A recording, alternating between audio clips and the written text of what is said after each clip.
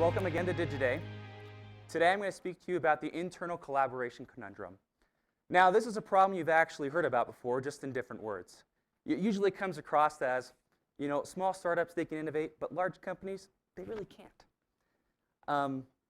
At a large company, innovation is akin to collaboration in that if you can solve collaboration, you've actually solved innovation at scale. At Priceline, we believe we've solved collaboration in a way that empowers our creative workers to innovate at scale. Now, today I'm going to share a few examples that are related to digital product and building digital product, but we believe that these principles apply to creative work generally. Now, let's start out by taking a look at what innovation typically means at a large company. You have a spark. It is a change to your company that's not only going to take your company to the next level, it might even change the industry, even the world. And to make it happen, you need a set of specific skill sets. Thankfully, your organization has these huge departments with veritable armies of this skill set. However, you're going to run into some issues as you start to navigate complex reporting organizations, and also the fact that these organizations already have a sea of constantly shifting priorities that are managed with varying degrees of precision. So let's say you get to the point where you actually get people with the right skill set allocated to your spark of innovation. Next comes executing. And different organizations are going to interact with you at very different ways. You're going to have organizations that are happy to let you work directly with the person doing the actual work. You're going to have organizations that will let you work with the person doing the actual work as long as you keep close contact with their manager. There's other organizations that you're not even know who you're working with. You're just going to be given a point of contact. And lastly, there's organizations where it's all over the place. Quickly, your mind is going to just explode. And you're going to find you're spending most of your time coordinating, communicating, and very little time executing. This is where we were a few years ago. And if you come to Priceline today, a phrase that you'll hear often is, the cost of coordination is high.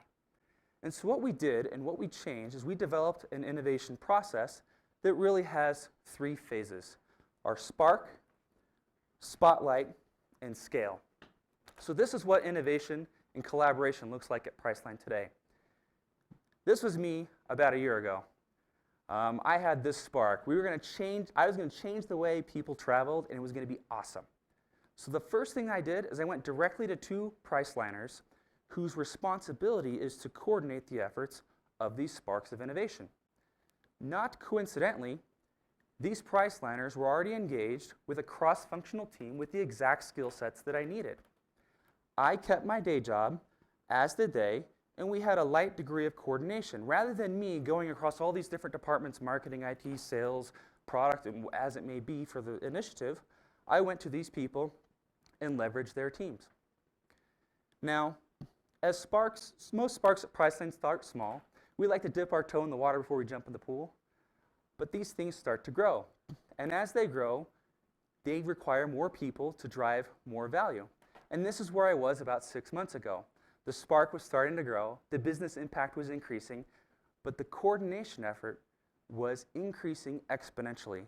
I found I was spending all this time trying to coordinate and very little time, what I felt, executing on the initiative. And this is where Priceline really differentiates itself. Very early on, we will move promising sparks to the spotlight phase. Now, there's three things I want you to remember as we talk about spotlights at Priceline. That's team, tools, and trust. When your spark is spotlighted at Priceline, you have a dedicated, focused, cross-functional team that is set aside to work on this spark and to see if there's any more value it can drive for the business. This means, as I joined this spotlight team, I had to set aside most of my day job, as did everybody else. Next, we co-locate people. That means you physically pick up your desk and you move it and you sit next to the people that you are going to be innovating with. This means we move chairs a lot. I've been at Priceline for almost 6 years. I've moved my desk at least 20 times. And what this does, and then if you have a co-located team that actually spans multiple offices, which we try to avoid, we empower them with technology to help them feel virtually co-located. Our objective here is to help the team develop empathy. there is a natural friction between teams and departments that you encounter in a large organization when you try to drive an initiative. That's conflicting priorities, it could be personalities, there could be many things. By co-locating people across different departments and different teams, this initial team right here spanned 2 different departments and at least 3 different teams. You develop this empathy. And as people work closely together, they work better together. That's team. Second one is tools. The team is fully empowered to take the initiative from the beginning to the end without having to depend on anybody else. This means if I was building a web experience, I wouldn't have to go to the design team and find a designer and allocate a resource and prioritize. That designer actually picked up their spot and came and sat with the rest of us and worked with us to make this happen. This helps drive what we call closed-loop prioritization. What that means is this team is fully empowered to do everything they need to do to make it happen from A to Z. They no longer have to spend time going out and coordinating with external teams to make their initiative happen. See, when you dedicate and you co-locate, and then you also empower the team with the right skill set, you don't get rid of collaboration, you just simply localize it, and it increases more. So that is tools. Last is trust. Trust is a big one at Priceline. Trust is where, as a leader at Priceline, you actually empower that team and delegate to them all the authority they need to make the final decision for the initiative. And you relegate your own role to that of a stakeholder, a voice, an influencer. The team is given 2 things with this. One, they're energized. There's nothing more energizing to a creative worker than to feel like they're the master of their own destiny. The next thing is they're actually empowered to exceed your expectations rather than just do the things you ask them to do. This does not mean the team is not results driven. You hold the team collectively accountable at a very high level with a key metric or set of metrics. This team will self-organize and hold each other accountable for accomplishing what it is that needs to be done. Now this chart is a chart of my Spotlight team. You can see the first part of the chart, we have some fairly decent growth. This is as we were growing as a Spark.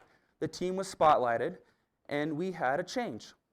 And it caused an inflection point. Now this wasn't magic. I'll give you a little bit more detail on what happened. As we formed together the Spotlight team, we had to get rid of our old responsibilities. It took a little bit of time, and it wasn't, the cleanest transition, but it happened.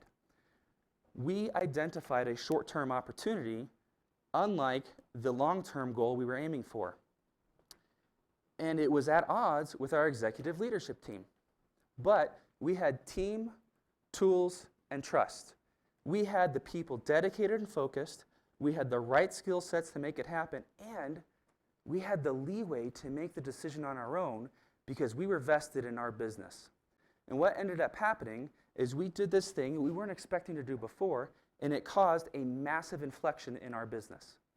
Now that doesn't mean things always go really well. In fact, you see lots of the ups and downs in that chart. That's because we screwed up a lot.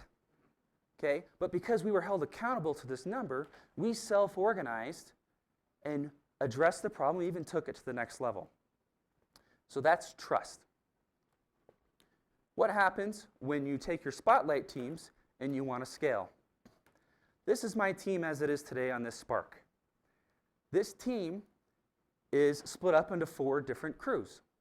And what we've learned over time is that creative workers, when they're in a cross-functional team, the optimal team size is between 4 and 8 people. You get too many people on the team and you start getting all this coordination. You get too few, you're not able to get things done you need to get done. And so what's happened is my role within this initiative is I've actually had to delegate my decision-making authority to the people who are on these specific teams and relegate myself to an influencer. Well, you have these teams, you set them up, they're cross-functional, and you appoint people who are to enable coordination between the teams. Well, you might say, Scott, you're just putting lipstick on a pig. You're going to end up with the same degree of coordination you get anywhere else in any other organization. See, the real trick is when you scale, when you're dividing up those discrete segments of work, you can make it happen if you have the goal in mind to reduce the amount of coordination. The actual degree of coordination between our teams is far less. So these top two teams are actually front-end web teams. They're developing our visually available consumer experience. We have an engineering services team, and then we have a data science team.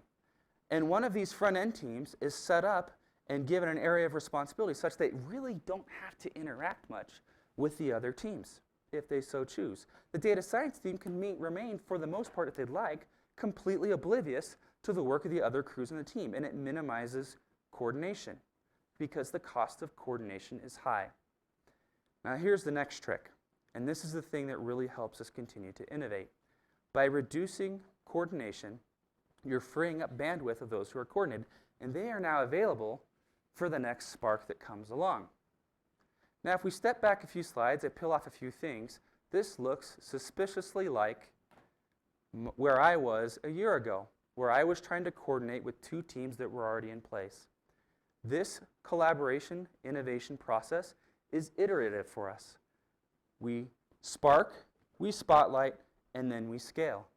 And so our leadership team isn't managing a set of tasks in an uncontrollable, mind-boggling way.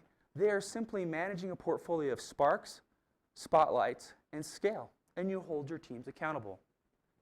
So in summary, if you want to solve the collaboration conundrum, team, tools, and trust, dedicated, focused people, empowered to do the things they need to from A to Z, and lastly, trusted by your leadership team to make the decisions that they need to.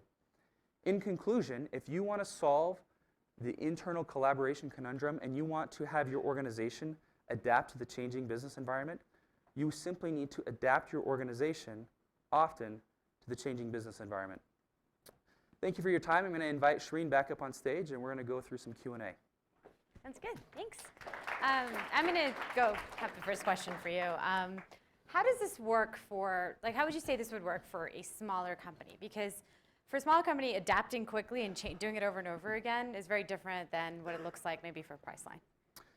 Yeah, I mean, for the principles are there. If you have an initiative that deserves the impact, the investment, focus your people on it and reduce the amount of communication, or not communication, but coordination required.